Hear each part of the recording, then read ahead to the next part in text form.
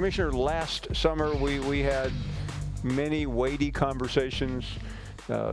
More recently we have, but today the entire sports world is buzzing over the report yesterday that broke about this time concerning Oklahoma and Texas. I don't want to act naive and say I haven't seen your comments, but I think it's only fair to ask you to comment and explain anything that you can in terms of guidance on where we are on this story and where does it go. My big news yesterday was a text message from my wife that our water had been cut off. So while the world revolves around whatever sports issues. So your water at your home? Yeah, my water in my home, yeah. So we had a little bit of a billing delivery problem. Apparently, when you don't get the bill, you won't pay the bill. So you've moved. We've got it all corrected. Okay, so you had real problems. So I had real issues. I've been consistent and clear. I haven't commented on a story from anonymous sources, and I'm respectful of others.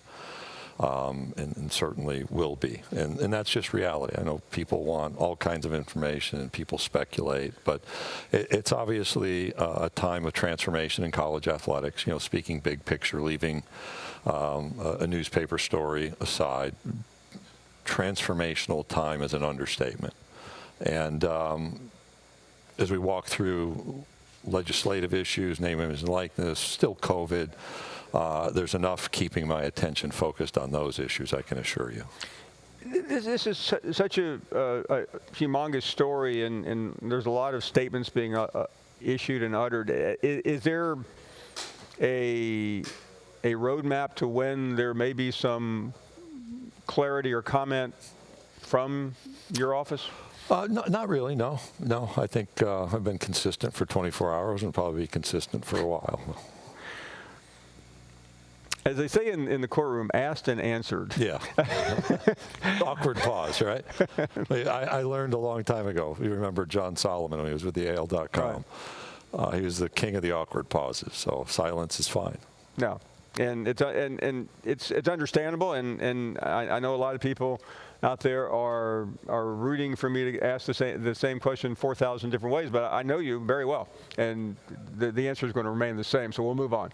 Yes, let's do that. We are 22 days into NIL. You keep up with the news, and there's a lot of explosive headlines, a lot of stories. Where are we in your mind on that? Well, we're where we thought we'd be, which is like I'm giving you the cliche answers. But let's just talk through reality, right? So there's the word confusion, the phrase wild, wild west have been used I don't know how many times this week. Nobody knows what's going on. No, let's actually bring a focus to it. State laws in the SEC footprint are in place in 10 of our states. One state, Commonwealth of Kentucky, has an executive order. When in the past people called and asked, well, what's the rule? We'd call the NCAA or look at the NCAA manual and provide an answer. Now the answer is, what does your state law say? What does your state law permit or prohibit? What can you do under that state law? What can they do? That illustrates part of the problem. Is there's no consistency among those state laws. I would say there's probably 80% are similar, but there's always variances. And across the country, where there aren't state laws, those institutions can make decisions because we had an intersection of state laws, litigation, an outcome of a Supreme Court case that said the NCAA cannot overregulate these issues. That's our reality, and so we're following state law. It makes the case for a uniform national standard that's well considered, and Congress has the opportunity to do so.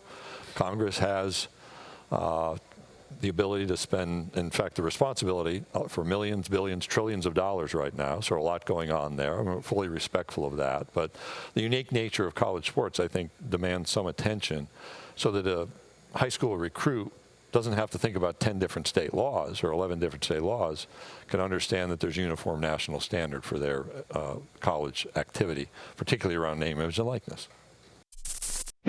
Thanks for watching ESPN on YouTube. For live streaming sports and premium content, subscribe to ESPN+.